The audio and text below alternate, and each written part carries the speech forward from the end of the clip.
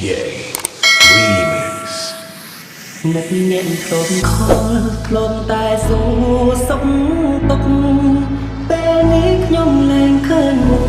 តើសុខទុក្ខម្នាក់នោះយ៉ាងណាក្នុងពីយាយអស់ហើយ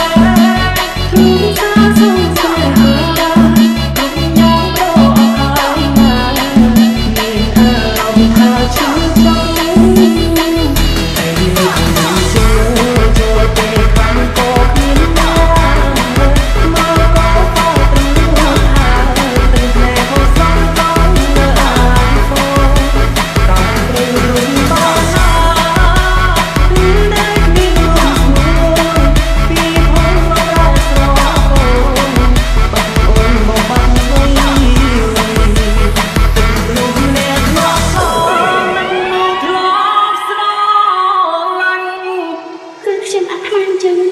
ខ្ញុំចង់អូនរក្សាពាក្យសន្យា